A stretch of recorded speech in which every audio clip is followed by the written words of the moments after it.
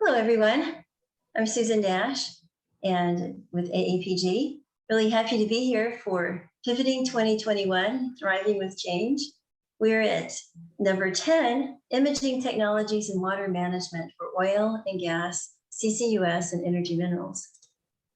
We have an amazing program today. Our panelists today are Brian Bohm, Apache Corporation, Kristie McLin, ConocoPhillips, Jamey Jacob, Oklahoma State University, Jim Ellis, Ellis Geospatial, Michael Campbell, I2M Consulting.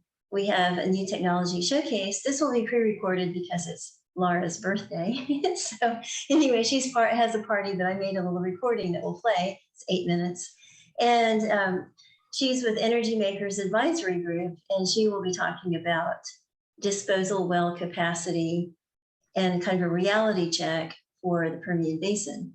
And tonight we have our trustee leaders. We have Fritz, AAPG President, Meredith Faber, DPA President, Division of Professional Affairs, and Julian Chenin, who's at the Sustainability Committee. So I'd like to take a moment to turn the platform over to our AAPG President, Fritz. All right, well, thanks, Susan. It's, yeah, you talk about change. So if you are an AAPG member or SPE member, you know by now that we are pursuing a merger between the two societies. So it's we still have a lot of work to do, but it is just a merger of equals the way it's designed, and it's a new co. So it'll be a brand new organization with a brand new name. And tonight we're gonna see if y'all can name the new co. No, I'm just kidding. I'm just kidding. We won't get into that at all. We're not going to mess with the name until we don't want that argument going on. So anyhow, I see Michael laughing at that, so he'll probably come up with a good one. I just want to again thank Susan for all these. You know, these have been great, and I appreciate really appreciate the speakers taking their time in the evening to give these talks, and I'm looking forward to what we have tonight. So that's all I have to say. Thank you. Great, thank you. And I'd like to turn the platform over to Meredith Faber, but also like to say thank you very much to our sponsor, Aramco Services Company. They sponsored the entire series. And also like to thank Strathis, our collaboration platform sponsor. So welcome, Meredith. Thank you, Susan. Good morning, afternoon, evening, late night to those of you around the world. I'm very happy to be here, and thank you, Susan, for the invitation. This subject is one that's near and dear to my heart as someone who used to work in the Permian Basin and constantly wrestled with the idea and the logistics of water management. So I think this is an important issue to not only go over, but to discuss the future of, just because injection wells are more for just injecting these days, and certainly water isn't the only thing that we put down them. So thanks very much for attending. And if you have any questions regarding the DPA or what we do, I'll put our contact information in the chat. Great, thank you. So I'd also like to take a moment to share the platform with Julian Chenin, Sustainability Committee. Thanks again, Susan, for putting this on and for inviting us. And also thank you to all the speakers. It's a really exciting lineup. As always, it's never changed. And we're really, really glad to have you here. I'm on behalf of the AAPG Sustainability Committee. And what we do is that we communicate the broad technical, economic, environmental, as well as the social benefits within the petroleum industry and sort of our collective efforts towards that space. And what better subject to talk about today than water, right? It's essentially the greater oil. It's what we need to survive as a society. And it's a key resource that us as geoscientists fundamentally understand and can relate to very closely. So we're really excited to see another engaging pivoting series tackling this subject and really the productive discussions that come out of this, because we are geoscientists, and who better understands the earth than us, right? So really look forward to it, to all of our panelists, and can't wait to learn more. Whoops, wonderful. It wouldn't unmute me. Anyway, so our first group of panelists will be talking really specifically about water resources. And I thought we'd start with Brian Bohm of Apache Corporation, who will be kind of addressing sustainability related to water resources. So welcome, Brian. Thank you, Susan. So I guess I may be one of the latest additions to the panel, but you know, I guess the conversation I wanted to start is kind of a where are we going and how can we get from where we've kind of come from to where we need to be. And I think it's recognizing the fact that for a lot of the industry, we've kind of done recycling well from an EOR perspective for a lot of years. And now as hydraulic fracturing's taken off, we started to recycle our water a lot more. And we started to realize that we can really recycle a lot of our produced water in our hydraulic fracturing operations. But now, how can we go from being, I guess, the next step in sustainability? And if you start looking at sustainability, especially water initiatives, for a lot of the other industries, and what they're doing is they're looking for something that they call water positive efforts. And it's taking that step from going from, hey, we can have, you know, minimize the amount of fresh water we use, to now going, we can have a positive impact on the water and the water sustainability and the water systems in which we operate. And I think there's a couple of efforts going on in that front right now. One of the things that's going on, I think, is seen in New Mexico, where the New Mexico consortium's looking at what kind of treatment options there are for produced water and how can produced water be used for kind of another industrial use or other operational use. There's even, I guess, probably one operator that's stepped beyond that group, I think, in Southwestern Energy, who's kind of had a water positive approach, or at least what I consider to be a water positive approach for a few years now with their freshwater neutral stance. And they've taken a slightly different approach in that they've gone through the effort of identifying basically remediation type projects or proactive projects they can do in the basins they operate, where they can say, hey, we work in West Virginia, there's an acid mine drainage problem in there. We can go in and we can treat this acid mine drainage, use some of that water for our completion operations, but then we have a long-term solution or fixed a long-term problem that this basin has to operate.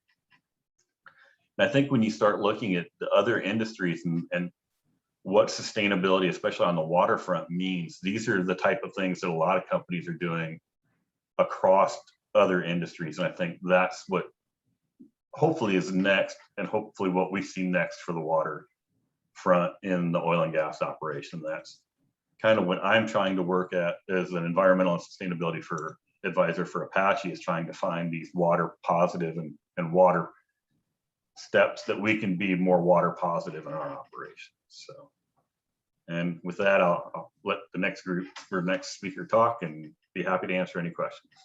Okay, great. Well, that was wonderful, Brian, and we will definitely loop back around with discussion and questions. So I'm happy to introduce our next speaker, Kristie McLin of ConocoPhillips. Hi all. I'm currently manager of the geochemistry and basin modeling group at ConocoPhillips. So I'm not necessarily the official water management voice of ConocoPhillips. And I just wanted to make that quick disclaimer because although my company approved me being here, since it's a live recorded event, I just want to say this is me and exclusively me and my thoughts and opinions on the topic. But I've been almost in transition my entire career through different various opportunities. My first real work was in mapping geomorphology in the desert of New Mexico, and it was for the state map project. And this project was really designed to help the state understand water resources in the state of New Mexico. So I started off life, really looking in environmental fields of focus. I transitioned into geothermal industry for a little while, and I spent some time at the Energy and Geoscience Institute at the University of Utah. Then I was recruited into oil and gas, and my first role in ConocoPhillips was in reservoir characterization, reservoir quality. But shortly after I came to ConocoPhillips, I started a role in Permian water management. And I spent 3 years working water management in the Permian. And I tell people all the time, you know, I've loved each and every one of my roles in ConocoPhillips. I love the one I'm in now, but water management was the one that really was the most diverse role that I've taken. Geoscientists were involved in all aspects of water management, and still are in the water management group. And so whether you're trying to preserve groundwater resources and leave those precious barrels where they belong in the ground for future generations, whether you're trying to make sure that your footprint is as minimized as possible, so that you're preserving opportunity for more of the water that hits the ground to reach the groundwater aquifer. You know, reuse, as Brian mentioned, is a very important aspect of life and water management in the Permian. And disposal, making sure that if you are disposing, you're disposing responsibly, that you're able to ensure that other operations aren't hindered, other lifestyles aren't hindered. People who live out there rely on water resources, rely on surface access. And so making sure that we're good citizens of the world, good partners in the Permian Basin is very important. And in that, geologists are there everywhere. Our geologist, one of our geologists in the company is the director of water and biodiversity in our sustainable development group. And so I worked with him very extensively, and then worked with him as I went into the sustainable development group following my role in water management. So I just wanted to come on and kind of tell that story and encourage geoscientists who are interested in sustainability, careers focused on water, careers focused on energy transition. You know, the oil industry has so many fantastic opportunities for you to make a difference. Your name, or the name of your job, does not have to have sustainability in it for you to be thinking in a sustainably minded way every day in everything you do within your job. So, you know, I can't wait to have some more conversation and answer any questions. And I really appreciate being here. And yeah, thank you very much. Oh, thank you. That's great. Really, really appreciate it. And I think that we'll have a chance to have a really interesting conversation about where we're seeing trends right now, and sort of the pressure points where we'll prioritize. And to that, we'll talk to Jim Ellis, who can talk to us about how surface images are used in water management, namely satellite. So Jim, welcome. Thank you, Susan. Let's see. Share. Do you see it? Yes. Thank you. So I just want to give some examples of mapping water with remote sensing. And we'll be using these sensors: a gravity one, multispectral, hyperspectral, thermal infrared, radar. Then hopefully you'll be so excited you'll want to learn more about remote sensing. And so the gravity starts off with this amazing duo of systems that are up. NASA's put up the GRACE system, and they measure subtle differences in gravity. And they're able to map groundwater storage. So the map of the US you see in the lower right, it's groundwater storage as of March 29th, 2021. And the colors depict how groundwater compares to long-term records. So you can see the deficit in the Southwest is really profound, but also there's a deficit in Western Pennsylvania, and it shows up here. And we are actually, I know we're in a moderate drought here in Western New York where I live. So it's really an up-to-date map. It's not only for the US, but but it also, they're providing this service around the world. So here we're looking at the Far East, and you can see the shallow groundwater storage as of March 2021. And these dark reds should only occur 2% of the time. But you can see there's some really big deficits in Southeast Asia. And so now that you have this map, you can ask, is it because of prolonged drought, or is it excessive groundwater withdrawals? So before you go out and get new acreage, I think you want to, especially if you're in an industry that requires water, you want to check these maps. And then they've evolved so that we're looking at Australia now. And the upper left is February 2009. So here's the groundwater map from 2009. A drought had just started there, but now they're coming up with the root zone and the surface map. And then in the lower right, we see the maps that are coming out as of December 2019. And you can see a tremendous increase in the deficit of groundwater, root zone, and surface water. And of course, in 2020, they had those horrendous fires because there's just no water in the system. We'll move on to multispectral. The USGS is using Landsat, and we're looking at a scene in the San Joaquin Valley. And so on the left side is the crop water use in 1990. So dark blue shows intense crop water use. And the right side is the same area in 2014. You can see a tremendous increase in the amount of water being used. So again, looking at these maps that are made by government agencies before you go into an area, I think is very important, and they have tremendous historical records now. You can also, there's probably billions of multispectral images on the internet and in archives. And here's a lake in Oregon. And it's just looking at what happened. This lake is about 25 miles across. And in the lower right, we have a 1984, and 1991, and in 1992, it's gone. And then by 2010, it's come back. So the changes that are going on in the Earth's surface could be very effectively tracked with these multispectral systems. And even the drones, you can put multispectral cameras on drones. And here, it's for hydropower generation, looking at a hydropower inlet that had this problem with invasive lake weeds. So they used a drone, made a very accurate map using the color infrared and the spectral bands that it collects, and then use the drone maps to guide mechanical weed harvest. So it's nuts and bolts type of work being done on the multispectral front. We'll move on to hyperspectral. Hyperspectral is interesting. It collects many more wavelength images compared to multispectral. And so we're looking on the left side at a natural color. So we've got this river coming along here, a man-made channel, and a larger river there.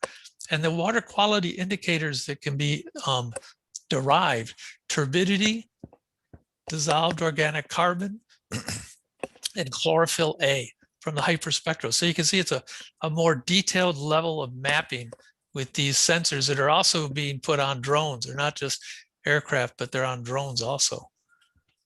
And then Italy, there was an oil spill in 2010. We're looking at the Po River, a color infrared image.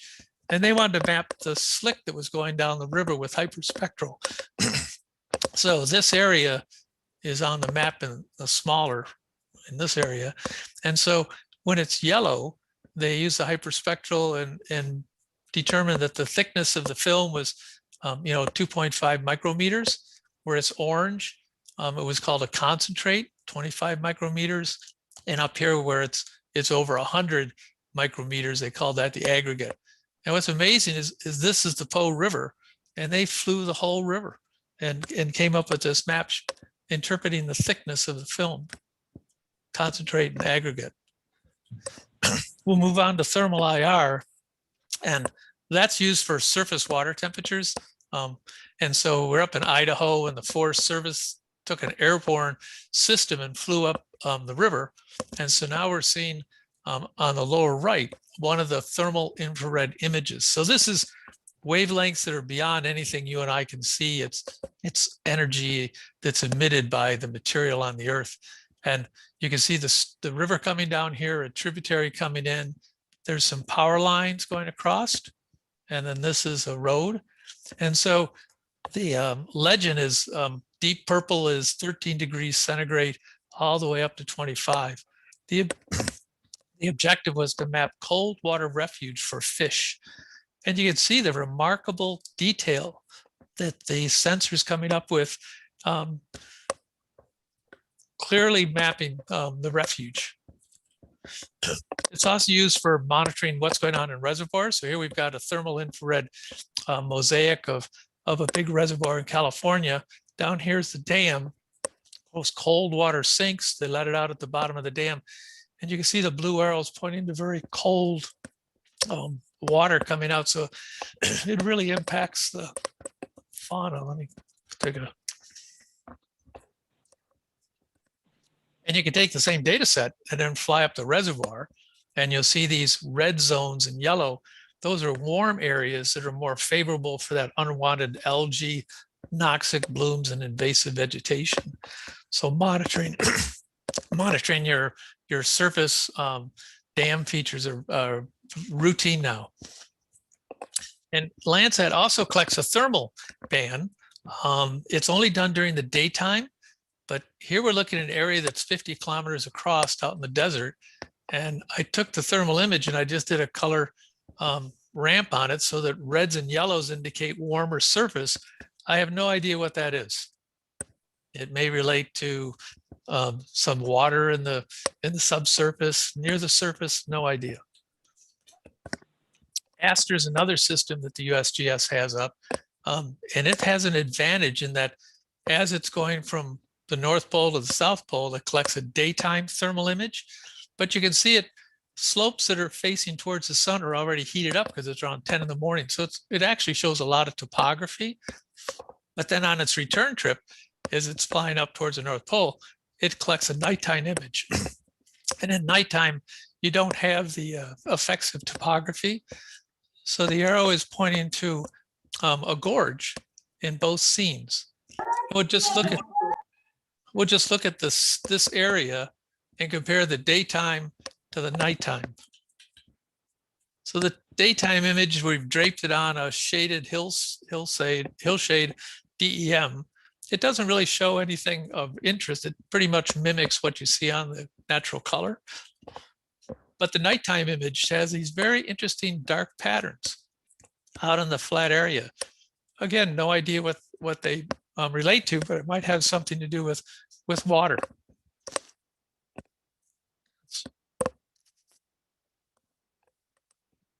And lastly, we'll look at radar. So the European Space Agency has radar systems that are flying. These blue and green and yellow are footprints of radar images. The data has been acquired between 2007 and 2018. And they're looking at uplift and subsidence, ground deformation. We'll just look at 4 sub areas. So in the upper left, we're looking at the Bay Area, and the blue, the legend is dark blue is subsiding. Here it's minus 2.5 millimeters a year. And then the red is uplift. And you can see the light gray is the water. So that's the ocean over here, San Francisco, Oakland. There's a lot of active tectonics in this area. But overall, around the coast, it's all sinking. When you go down to LA, they've got some major uplift here in Santa Ana, but it doesn't have as much subsidence. That's the ocean out here. But you go to Monterey, the whole area is subsiding on its own. And this area that's deep blue, that's like 5 millimeters a year it's going down. And then in San Diego, the whole area is subsiding. So that's leading to a pretty quick relative sea level rise, coastal flooding. And I suspect people that are working with water in these areas, it's got to be very difficult. Not to leave Texas out, since many of you are from Houston. Here we're looking at an image, backscatter image collected by radar. And this image shows the red areas are color coded to show inundation in standing water 5 days after Hurricane Harvey made landfall. And so they superimpose this map over the FEMA flood hazard map, the legend. And so all these areas that are yellow are supposed to be minimal flood hazard. And all the areas that are red are supposed to be the 500-year flood hazard. But there were many surprises. And the question was why? So these researchers went back, and it's a little complicated, but they went back and looked at the pre-hurricane land subsidence calculated from 2007 to 2017. So in the upper left is the older data. It covers 4 years. This is the Houston area. And you see these little dark blue dots.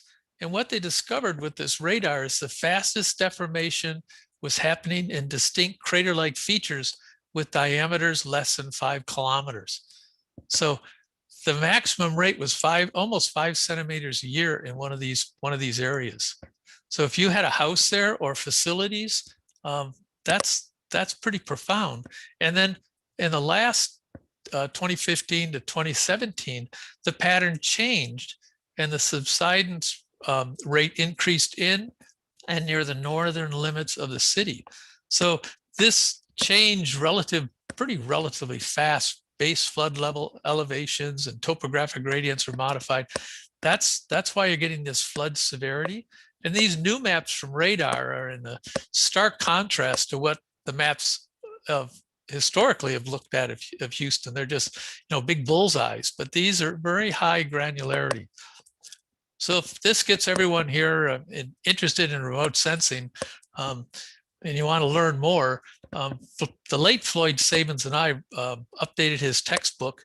We published it in April 2020. We're both longtime AAPG members, so it's got a geologic slant. You can rent the ebook for $15.69 from Amazon to check it out. And it's got a lot of open access downloadable data that allows you to do your own image processing. It's structured to support self-taught students. It's published by Waveland Press. And these are the chapters. There's 17 chapters. You see, we covered these 3 sensors in tonight's talk, but it also has DEMs, LIDAR, drones, renewable resources. And then finally, this is looking at the spine of the textbook. But the difference is I wrote an image processing lab manual for Envy. Envy is a very high-end image processing software. It's all free. You download it from the publisher website. But since the COVID lockdown, I said, well, there's so many people in the oil patch that use ArcGIS, companies that use it. I should do image processing lab manual for ArcGIS. So I did Pro and Desktop. And the Pro, I'll have a new YouTube channel. I'm trying to keep up with the younger generation. A YouTube channel, it will be up and running in a couple of weeks with the 12 labs, so that you can go to YouTube and learn where these different menus are in ArcGIS and do your own processing of your area of interest. So that concludes the talk on mapping water with remote sensing using these sensors. I hope many of you are getting more interested in learning about remote sensing, either on your own, your local community college, or online. Thank you. That's wonderful. And I mean, that's a great book. I remember using the book when I took remote sensing at OU. It's a great text. At any rate, it was a different edition, obviously. Yeah. At any rate, thank you. And it's a perfect segue to our next speaker, Jamey Jacob, and he's from Oklahoma State University, which will make Rick really happy. Welcome, Jamey. Well, thank you. Sorry I joined late. I was having internet issues, but I think everyone is pretty familiar, with those problems these days. So, yeah, let me go ahead and get started. So I'm going to keep my comments brief, and I thought I'd do something a little bit different. Since we spend so much time talking about unmanned aircraft systems, I thought I'd share some stuff that we've been doing more recently. So let me share my screen here. And our big focus obviously is on using UAS for a variety of remote sensing applications. But one of the things that we've been doing is trying to do some in situ water quality sampling as well. And this is an interesting and very useful partner that works very well with using remote sensing via UAS. But in terms of augmenting the type of measurements that you get, where sometimes you're not able to get everything that you want from purely remote sensing capabilities. So most of this has been focused around utilizing hybrid UAS USV operations. So that's the unmanned aircraft and the unmanned surface vessel. We've also been doing some subsurface stuff as well, but I won't talk about that in this presentation. And this has been something relatively new for us, primarily looking at a variety of various water quality issues related to some flood contamination, some harmful algal blooms, as well as invasive species. And so if we look at the type of stuff that we get from the airborne applications, and this just shows some samples of various things that we've surveyed over the recent years using aerial systems, including the South Canadian River, looking at endangered species in the upper left, algal blooms on Grand Lake in the lower left, and then invasive species on Lake Carl Blackwell. In particular, this is a floating plant called floating yellow heart that tends to choke out other plants within that region, and it's not endemic to North America. So it is something that spreads very rapidly, and so we've been trying to contain it within this lake. And the UAS tools provide a great resource, as was mentioned in the previous presentation, using both visible bands, which you see on the right, multispectral bands, which you see on the lower left, and then photogrammetry, which you see on the upper right. That's not that's not a picture. That's actually a 3D model that's made up of all the various images that we're able to stitch together. But what led us to needing in situ measurements were primarily both the algal bloom as well as the invasive species eradication, because both of those require that we do water quality sampling, getting a sample of the water itself and then taking it back to the lab. And we started down the path of developing a UAS airborne system that flies, lands on the water, takes a sample, and then brings it back. But we found that to be very limiting because you only have a limited number of samples you can actually get with that system. So we needed something that could actually go in the lake and be able to take measurements directly. And some of this was driven out. I'm going to play this video real quick, which are the floods that we had here several years back.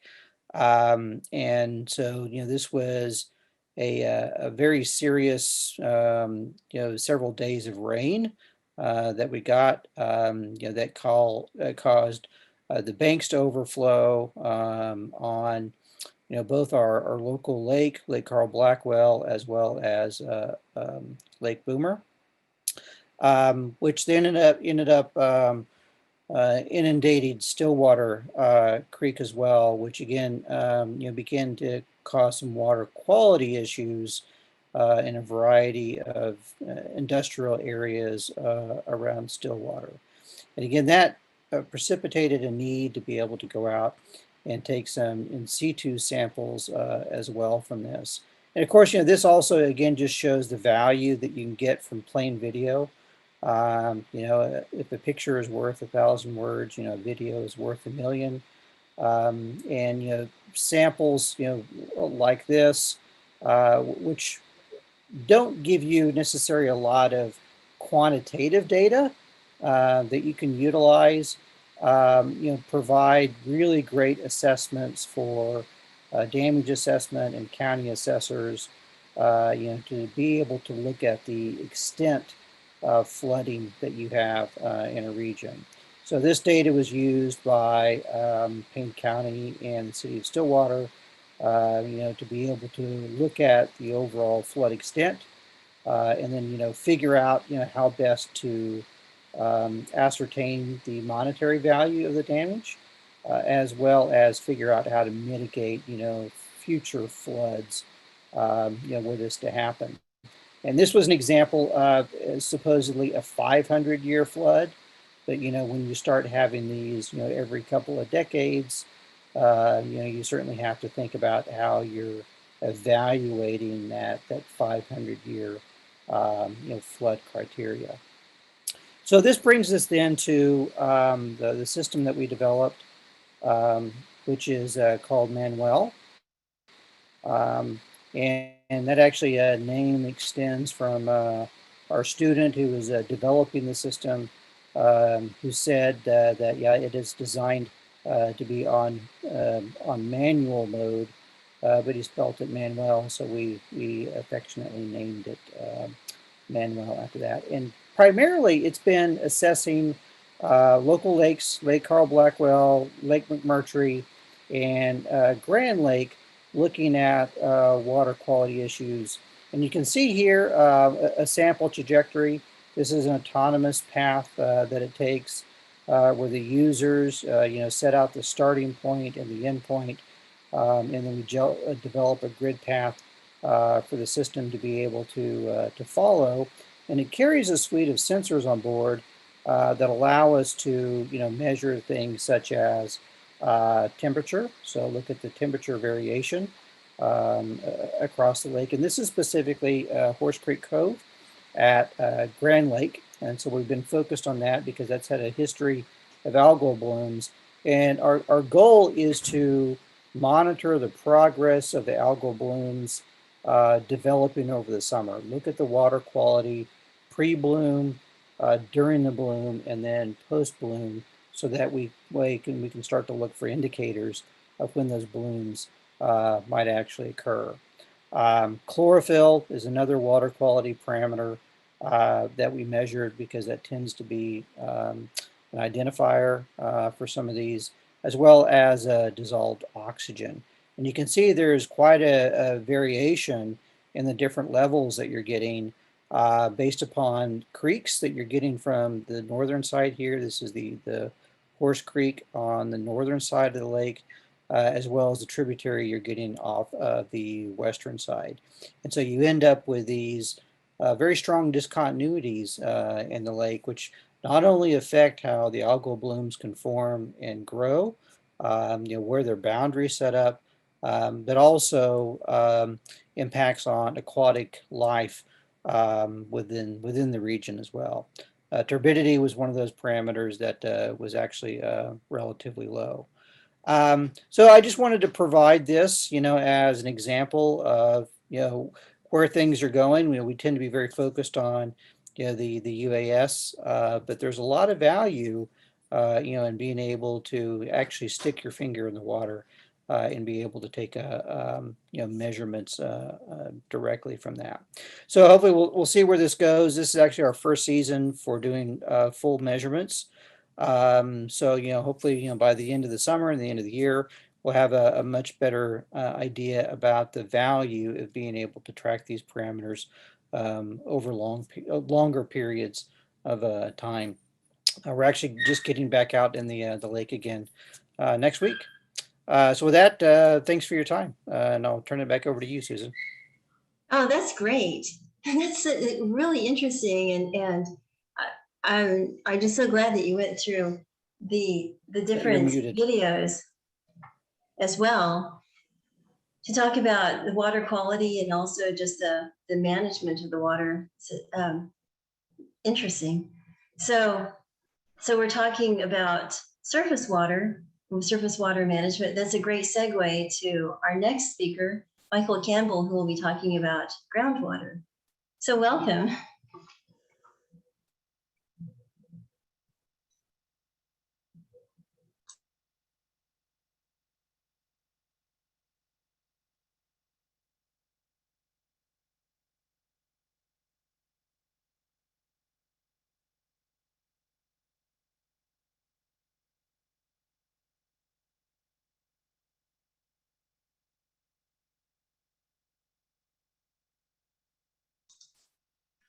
Looks good. So you might unmute, Michael.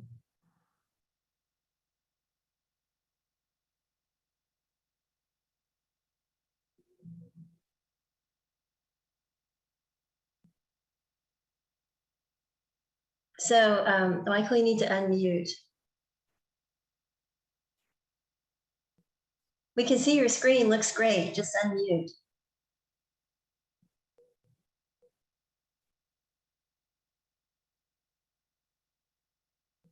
Okay, can you hear me now? Yes. Okay, Great. fine. Sorry. I'll get used to this stuff after a while. I don't want to spend much time talking about myself, except to say I've been in the business as a professional geologist and professional hydrogeologist for about 55 years now. And I've made certain observations, and I've been in about 40 litigation cases where I was an expert witness. And so I've been around the bend, let's say, and I thought when Susan asked me to make a presentation, I thought I would summarize briefly some of the salient aspects that have always been in the back of my mind. So the first is up in the upper left-hand corner, and can you see my pointer there? Upper left-hand corner, you see the classic cross-section of what groundwater is and how it occurs. And that's about as far as most geologists who've never had a hydrogeology course, that's as far as they get. They don't ever get into such things as a flow net analysis. And this is the figure right next to it in blue, where you get an idea of how the water flows in the subsurface.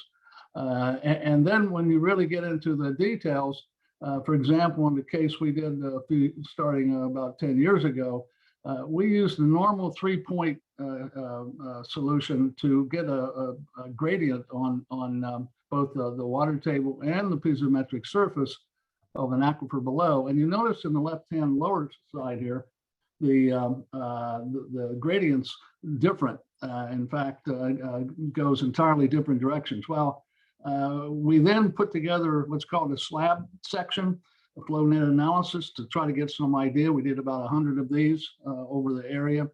And we then took a good look at what the geology was. You can see in the well logs here.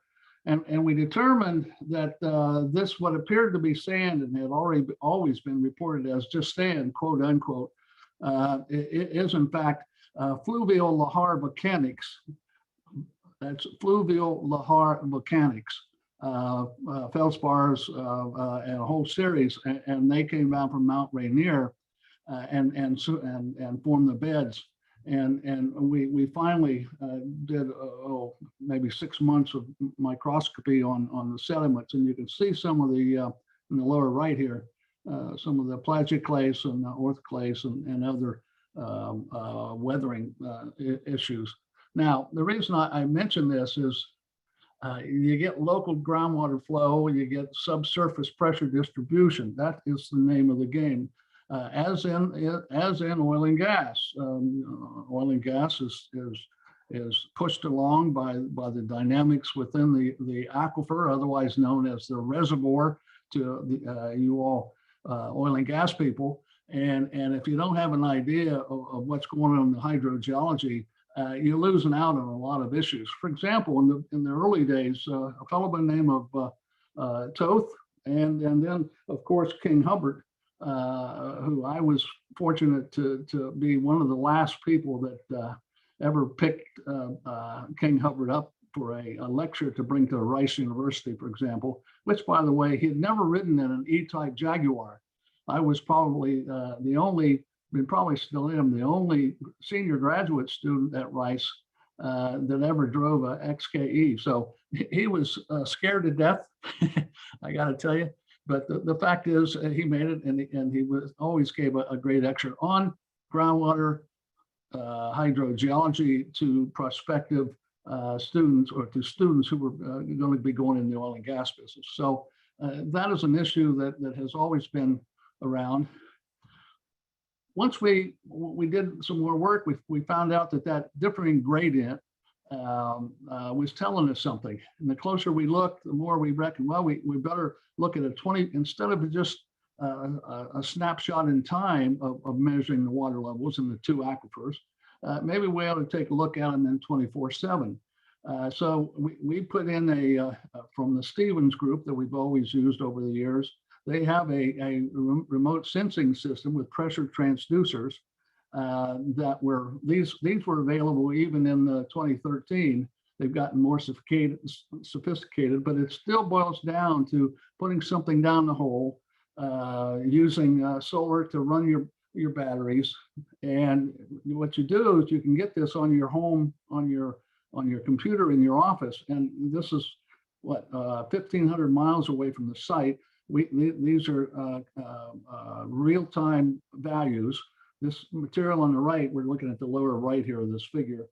This material here is showing the battery strength, so you know what's going on there. You can see these two lines. This upper line here, the green line, that's the shallow water, and the shallow water aquifer, or the shallow aquifer.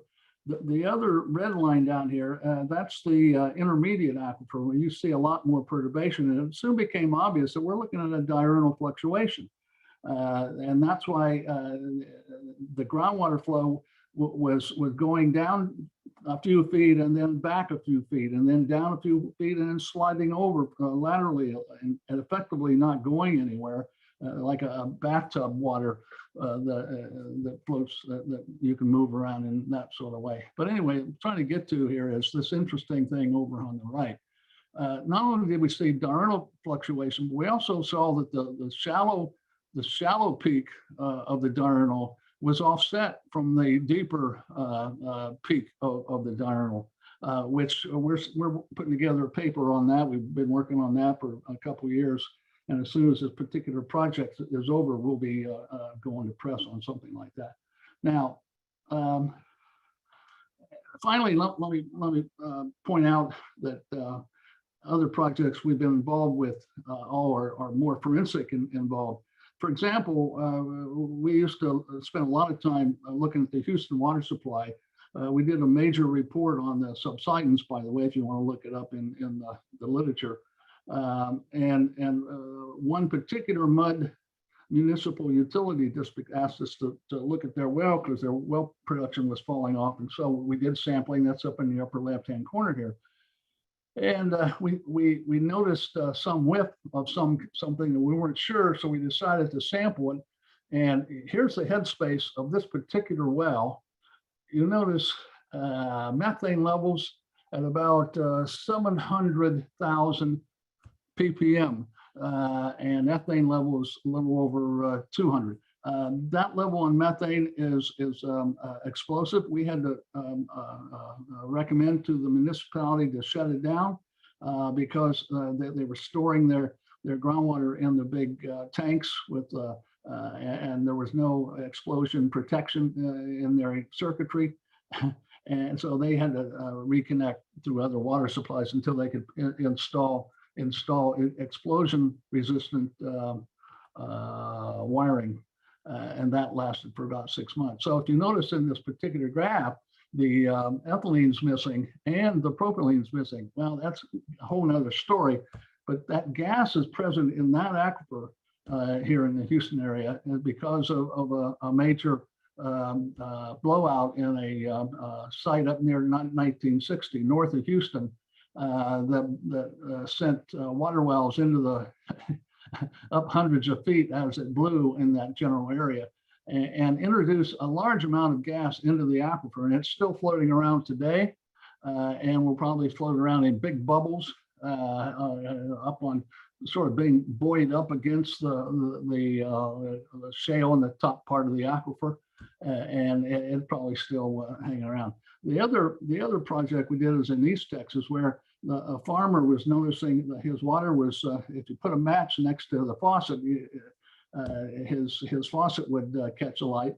And so we did a study on a natural gas well next door and took the headspace sample from the water well and compared it. And all I want to tell you about here is, if you notice, this particular natural gas that came out of East Texas here was also ethylene missing, which sort of relate us all into the carbon-13 content of both the the farmer's well and the natural gas well. And if you notice right here, if you can see my pointer, the gas well C13 level was a little bit more than -40, whereas the headspace well was somewhere closer to 70 in terms of C13.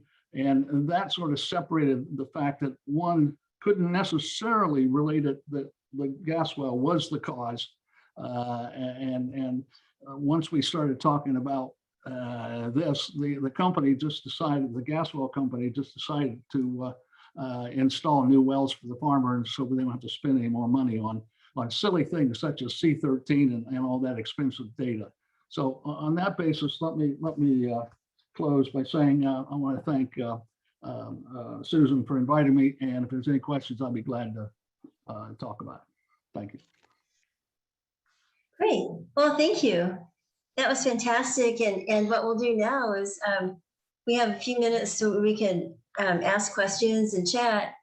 And now that we've had a chance to look at the actual technologies and the information that can be gained, I thought maybe we could circle back to talk to Brian and Kristie and see, like, for example, Brian, after looking at some of the satellite and the drone and groundwater technologies, are there any things that are like relevant to what's happening now in the industry?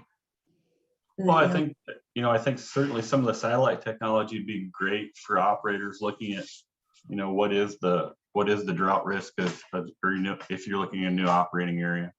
You could do the analysis ahead of time to see, is there a shallow groundwater system available? Is it an abundant shallow groundwater system, or are you in a drought prone area? Looking for surface water flows or, connections between the shallow groundwater and the surface water system, but spring type systems that would, potentially represent some kind of connection that could be a cause for concern or something that you want to protect would certainly be another option right there. I think there's a ton of use for the spatial imagery that we could utilize. We could certainly do that in a protective, environmental, sustainable method that would allow us to do a lot of site screening and assessment ahead of our operational activity. That's a good point. Kristie, do you have any thoughts? Yeah, I agree. Those are all really great considerations. And I know for sure satellite imagery is something we use to monitor changes in landscape as well. And so there could be some early warning indicators, particularly for as we start going into maybe the fields of CCUS or things like that. I know there are monitoring technologies to look at changes in the ground and things that could happen if you're causing some sort of disturbance from injecting things into the ground. So there's a lot of really great I've recently seen a lot of really great technologies, satellite technologies, imaging technologies, and their uses for different energy transition roles as well as water management. Oh, cool. Nice. So we have some questions in the chat, and I just want to encourage people to put questions in the chat. Patrick Ing says, to all panelists, is it fair to conclude that by taking good care of water use today, we won't end up living like warriors in Mad Max? I can't guarantee anything of the sort, but I can say that it's every one of us has to do our part, right? It's not just what we do in the industry, but what we do in our own personal lives to make sure that we are leaving water for future generations. And I know that a lot of so many things, not just in the oil industry, but even in the energy transition, like hydrogen, for example, could be extremely water intense. So it's very important that we look at the full sustainability footprint of any alternative we have in the future, particularly for water, because if we didn't have methane anymore, we'd still survive. But if we didn't have water, there's no hope. So yeah, we definitely need to keep our eye on water so we don't end up like Mad Max.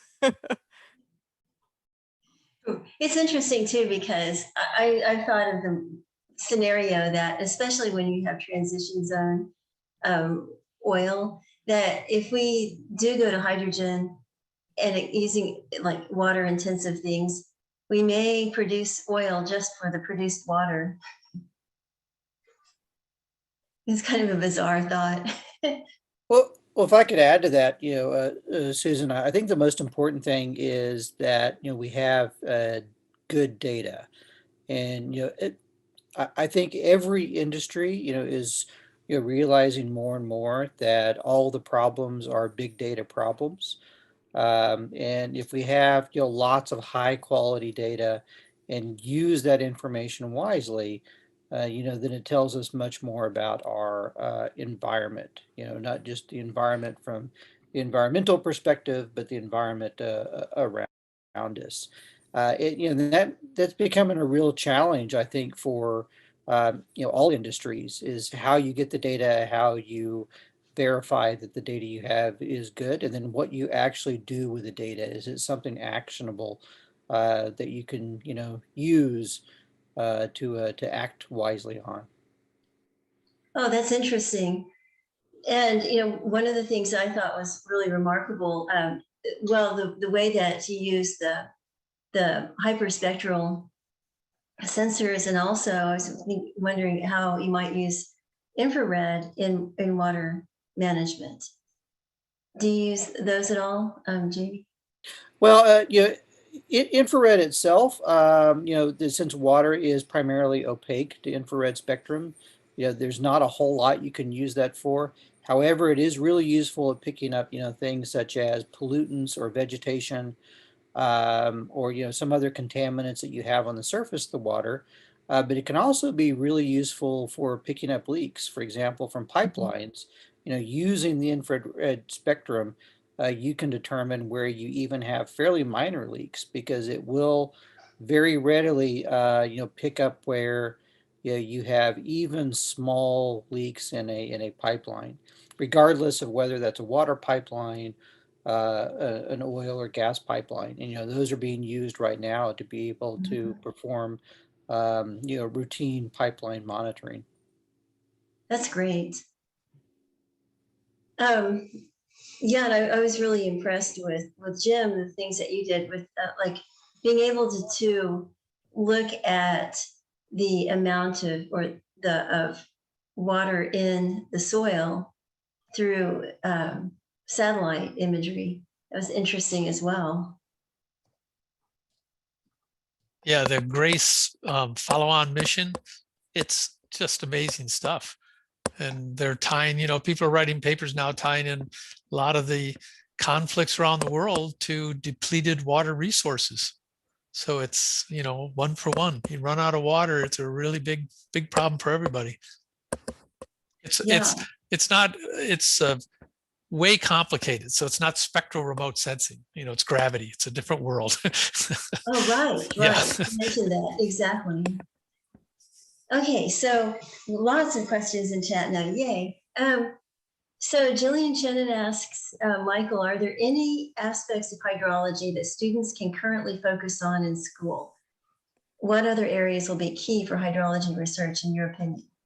Yeah, I was just writing a note in the chat to respond to that, Susan. I guess my answer would be now, and has always been, come to think of it, I advise students to be one step ahead, and that means be sure and take all the water resources and the hydrogeology courses you can find while you're in school.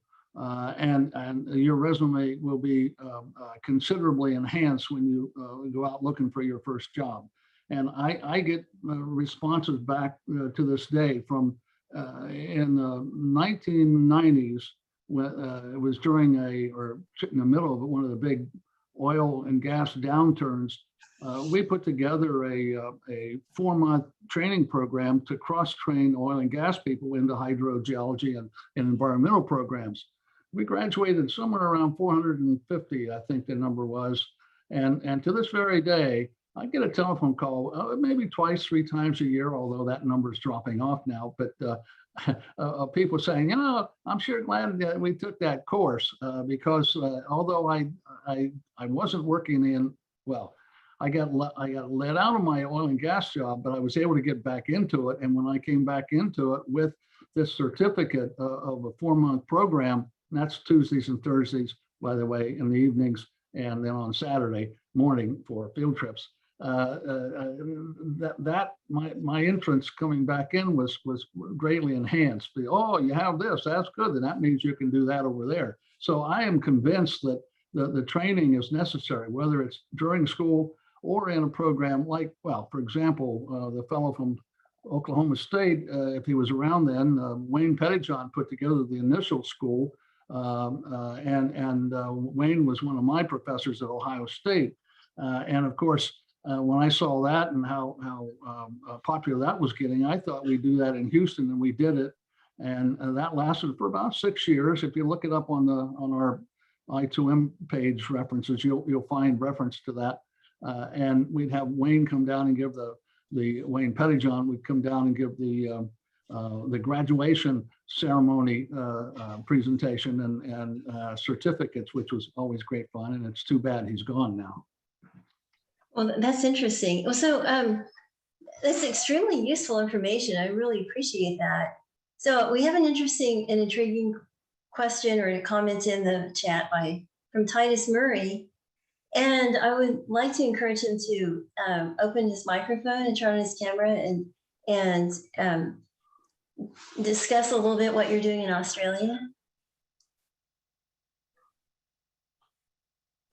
Sorry, mute myself.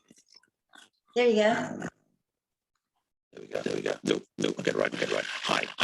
So I'm based in Sydney, near Sydney. So geoscientists now. Hey, Titus? There's lots of echo. Sorry, yeah, there's a lot of echo and the microphone sounds distorted. Yeah. Titus, you've got some issues with your microphone.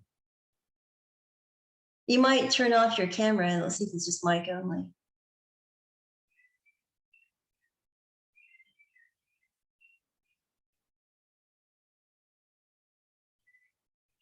Speak. Titus? How's that better? Yes, that's much better. Yeah, sorry about that. So yeah, it's really interesting. Geoscience Australia have shot a lot of airborne electromagnetics and been using it specifically in groundwater. It was originally came out of minerals, but when you actually have a look at and a lot of the data is out there and available. So if somebody's looking for stuff to play with, there's a huge amount of it. There's a this report. There's a massive report they did, and a lot of this stuff, this is the Broken Hill Manage Aquifer Recharge. So a lot of it's been done to look at water for agriculture, but I'm really involved with water for coal seam gas developments. So the problem is with coal seam gas developments, do we deplete the aquifers? But the nice thing about the airborne electromagnetics is we can collect large amounts of it without going on people's land. So you don't need permission. It's originally Danish technology, a lot of it. And so it's really worth having a look at. We've found it to be really interesting in that you can actually almost get 4D. So you can fly it and come back and fly it again. And you get some idea about how the system regenerates through wet seasons. So it's that one and the very high resolution LiDAR that's often collected with it. We can actually see the sand dunes swell after rain events. So they compact, they effectively swell with the big sand dunes getting filled full of water. So all the Australian stuff is out public domain. So if people are looking for stuff to play with, it's all there available to be downloaded to have a look at. Oh, that's great. It's really helpful. Thank you for posting the link. And if you don't mind posting another link about the study that you're referring, that would be really wonderful. Sure. And then in August, we've got a virtual conference on faults and fractures in groundwater happening in Canberra as part of the EAPG. So cross-posting, but Yeah, we're looking for people who are interested in groundwater faults and fractures. It's a big issue about recharge of the systems and how we can better characterize those. So I'll post a link to that as well. Oh, that would be great. Yeah, thank you. So Hani El-Shahawi has a few comments and might be easier for him to make them directly. So Hani, I'd like to invite you to turn on your camera and your microphone.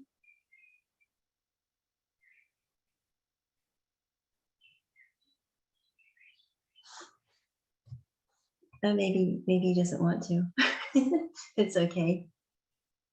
So Karen Paez has a question. She said she would like to thank all the panelists for sharing your knowledge with us.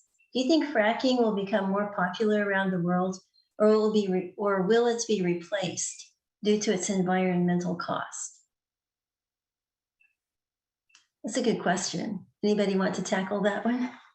Well, I think, sure. I think the continued oil and gas production will always side towards trying to increase recovery. So I think whether it's hydraulic fracturing or some other kind of reservoir stimulation, you're always going to have an effort to try to get more oil out of and more gas out of the reservoir. So I see it either hydraulic fracturing or some other kind of completion until we find a more efficient technology to get better recoveries to where we're, getting 80, I mean, we get what, 15% maybe at a really good reservoir recovery.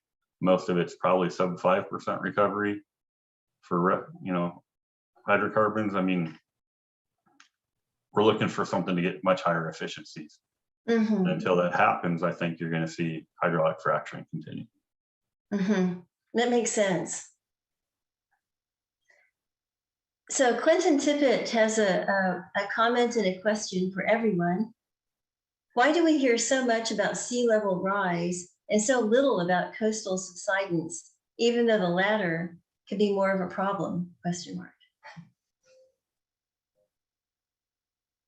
I might speak up on that because ConocoPhillips is one of the largest owners of coastal wetlands in the state of Louisiana, and works with Ducks Unlimited to restore coastal wetlands. And that's one of the sort of back to the comment of there's an awful lot of focus on a lot of other aspects of sustainable development, but one of the biggest protections that you have against flooding and against other types of damage would be that preservation of the coast. So I do think that is a strong focus that ConocoPhillips in particular has, and I do think it's something that is tremendously important, especially to those of us who live in areas on the coast that we do see this flooding, we do see this hurricanes. We know how important that subsidence is, and not just coastal subsidence, but subsidence in general. I mean, I know that the state of Texas is moving away from a lot of groundwater usage to prevent subsidence and has moved more towards surface water. So I do think it is, even if it's not recognized, as broadly in the news coverage as the top headline, I do think you're right. Subsidence deserves a lot of focus. Well, and I think that when you see some of the issues for example, in Florida, where they actually have just massive collapsed dolines and things like that, it's like it becomes really dramatic. So Alan West Nodwell has made a comment to everyone, a link that has tons of data. And Alan, would you like to open up your microphone and camera and describe exactly what that is, what the link has? Sure. Can everybody hear me okay? Yes, perfectly. Great. I think when, is it Jim or James? Do you go by Jim? Was presenting? He's nodding. Yeah, whatever. Anyway, I think possibly he's tapped into these sources. But I do mapping, and I've found that there is some really interesting, so much, it's overwhelming, of the satellite reading that's going on of various things that, you know, if you're interested in, I was trying to correlate fires and the heat, which I think he was talking about too. And I have access through the Esri Living Atlas. If people use GIS and they are aware of Esri Living Atlas, there's lots of information and ArcGIS online where you can find a lot of mappable data. But the fire data and correlating it with what you see from the satellites is quite interesting. So I just wanted to mention that if you're looking for stuff to play with, that's some really, that'll just keep you entertained for endless hours.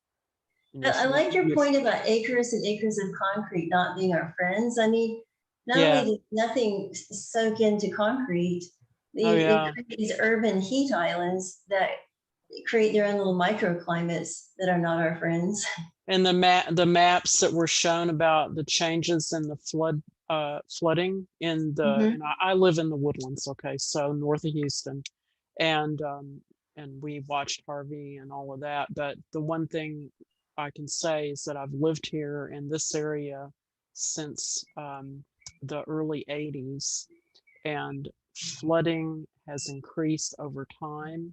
And I believe there's a correlation to all of the development and all the laying of concrete that we see, and it really messes with everything, you know, the drainage, you know, and the FEMA maps are in my heart of hearts, and I heard this from somebody that works at FEMA, but those are actuarial, used for actuarial purposes. They're not really true. This is really how it is kind of maps. And so I'm really, it was good to see those inundation maps to understand, you know, that on top of that other map, that's the FEMA map, really tells a story. But boy, I really am glad I attended this. You guys, everybody that's presented, Kristie and everybody, you know, you guys, this is very valuable. And it's really important, and I really feel strongly that you know, our organization should continue to emphasize this amongst our peers. Yes, it's expensive. You read this in the news. Oh, it's going to be so expensive to deal with this, but hey, guess what? It's expensive either way. Just saying. Susan, yeah, I just would like to quickly insert something. I've added a link to a report we did a couple years ago on the subsidence issues in Houston area, and that sort of covers all the various views at the time as to the causes, aside from groundwater, but also geosynclinal, oil and gas production, and what have you. And I think we're no closer to an answer. As I suspect, because they all contribute, more like Occam's razor, whatever's the simplest, and that means they all of them contribute to the issue. So, that's a really good point, and thank you for sharing that. And you know, one thing too, I want to point out, you know, as geologists, we study sedimentology and depositional systems. And one of the things that I found fascinating from Jamey Jacob's videos of the floodwaters. It's like, and I remember when that happened, those floodwaters, I would walk along Arkansas River thinking, oh, wow, when these subside, where are the new cut banks going to be? Where are the new point bars? I mean, understanding what exactly is happening to the topography through the depositional systems is something to think about as well. We're used to thinking about models and then extrapolating to subsurface. And now we can go back. Okay, so here's a question from Dan Taranik. Is desalination a practical source for water?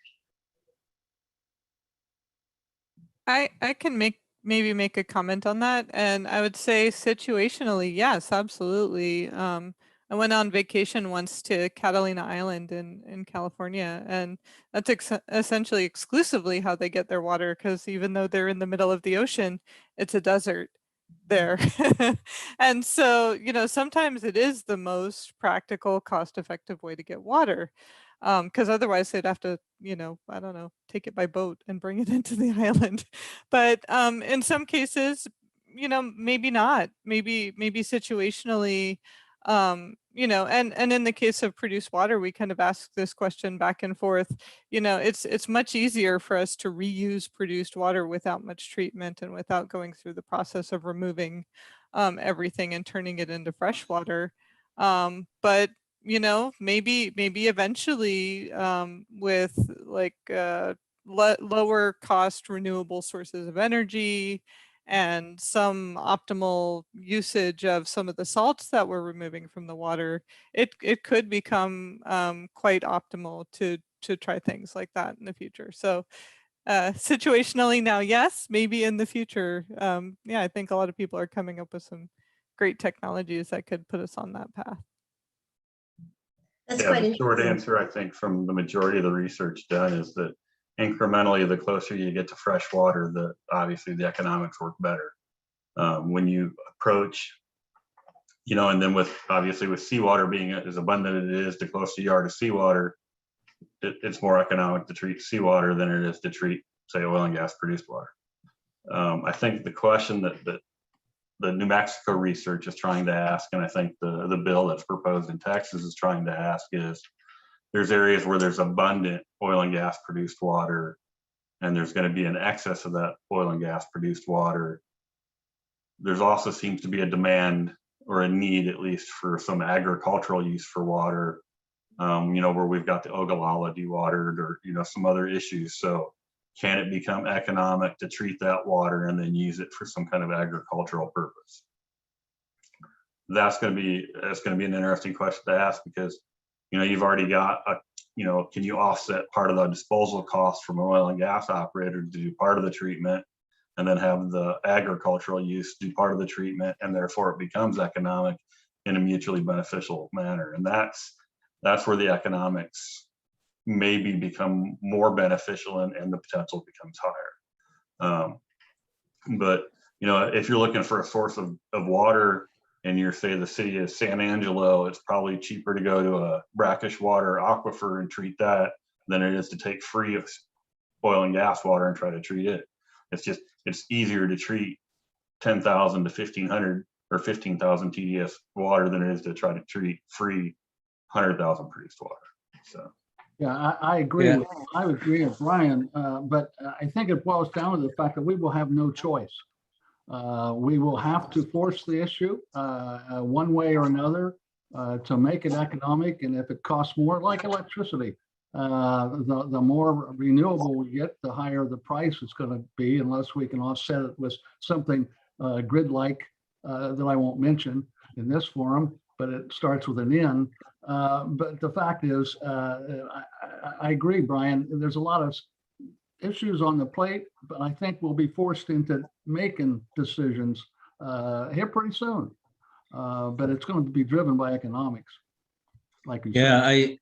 if you don't mind, Henny here, let me put my camera on. I just want to comment on what Brian and Michael just said.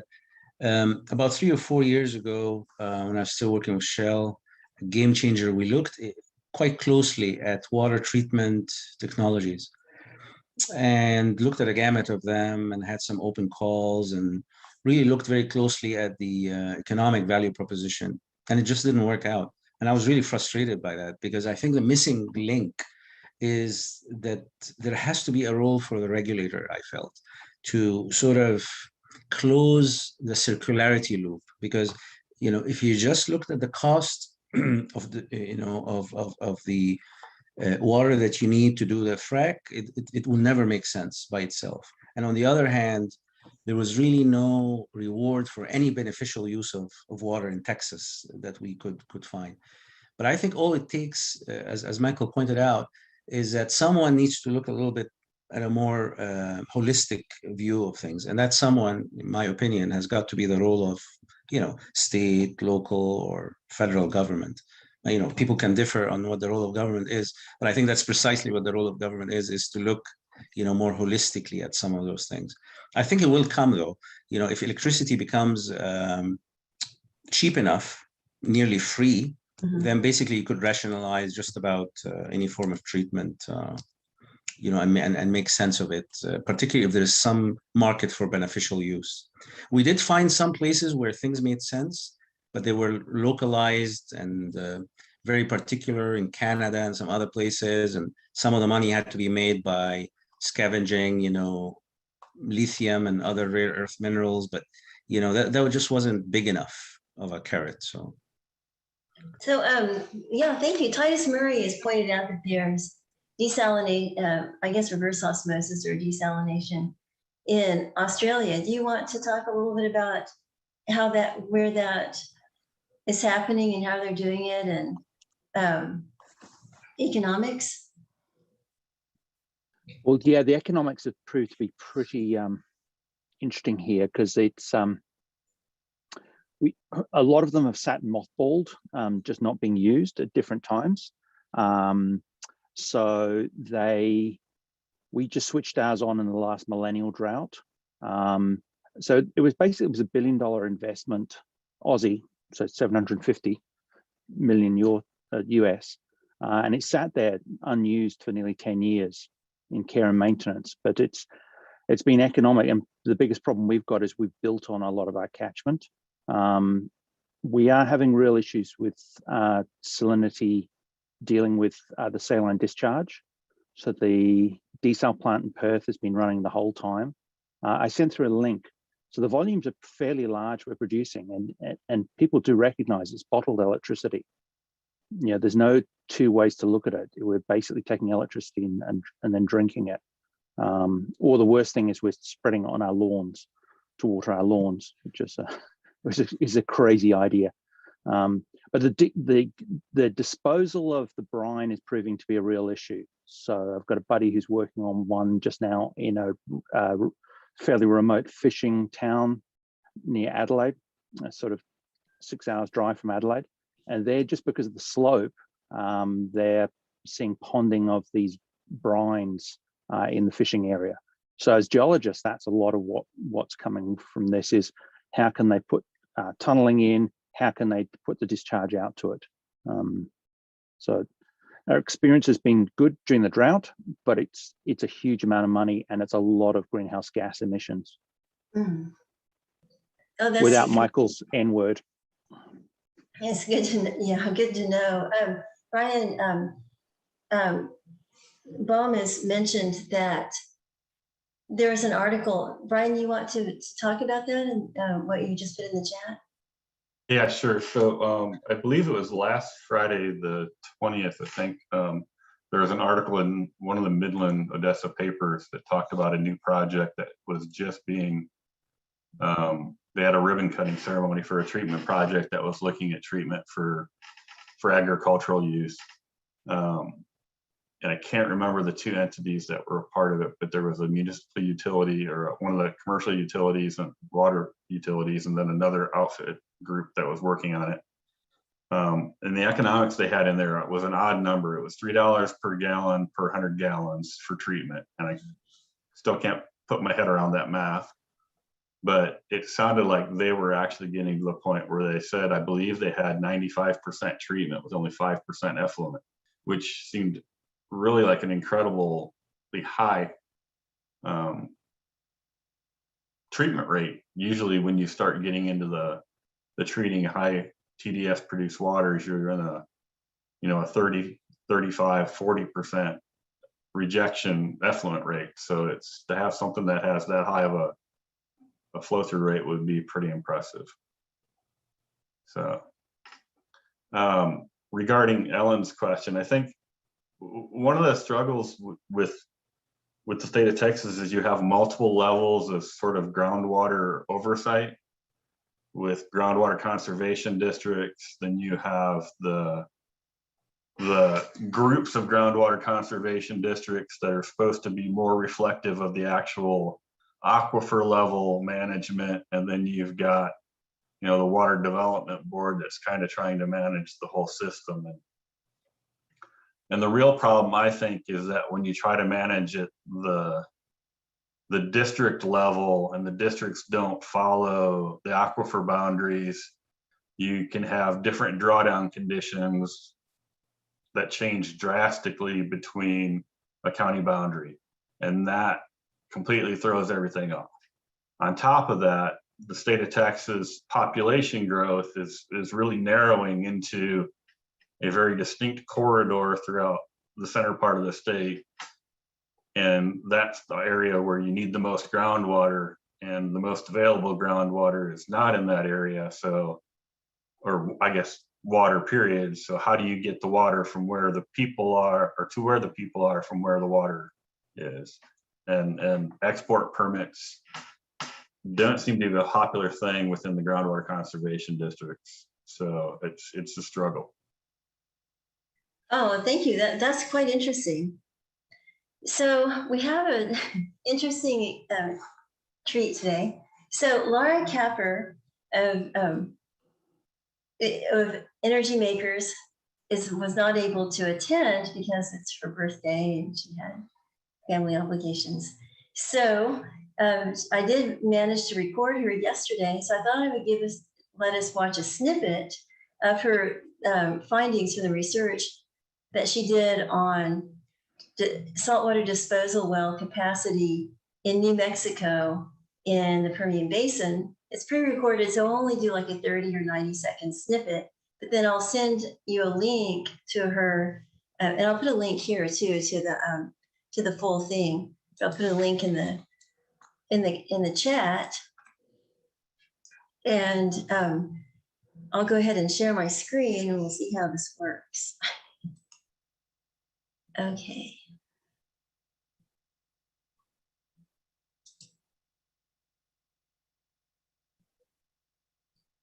Can you see my screen?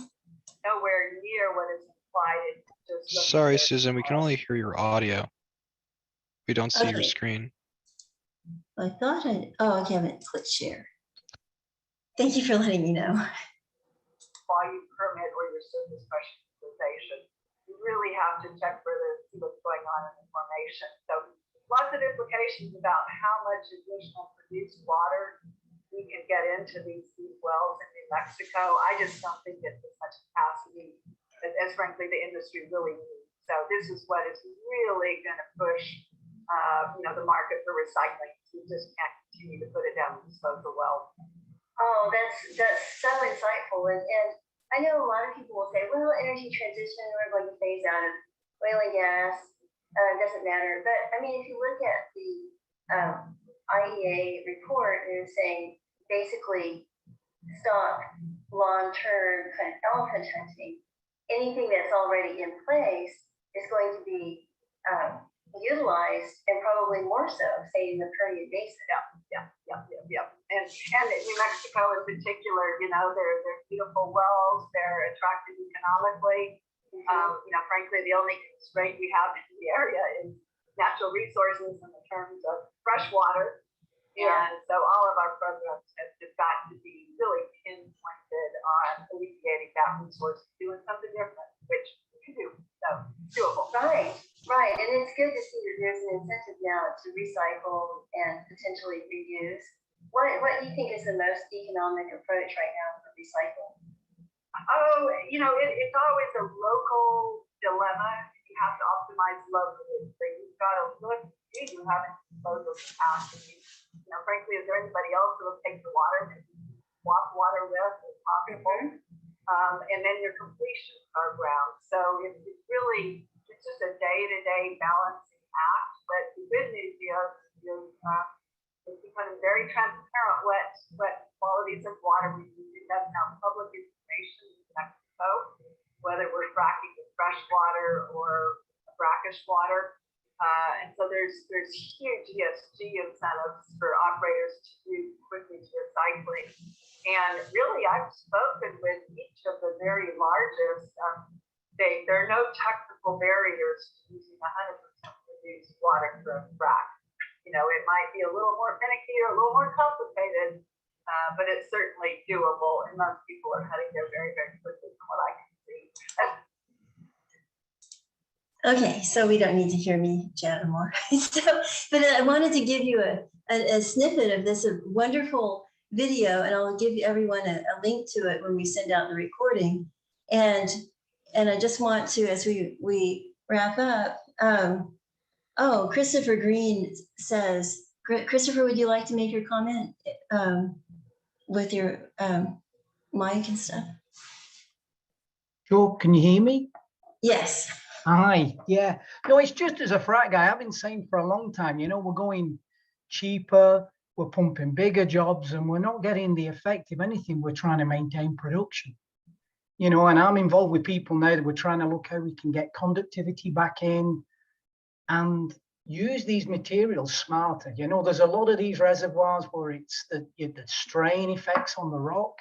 We're using a lot of fluid to get that. There must be smarter ways of doing this. And, you know, I think that's where the industry, we got to get back in the reservoir, you know, treat if we understand the reservoir, if it's been properly characterized, we can design smart treatments, and we've gone away from that.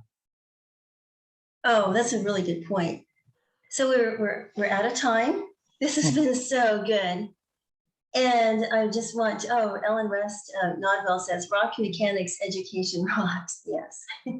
And I want to see if Rick Fritz mentioned that he had to step away. I don't know if he's back yet.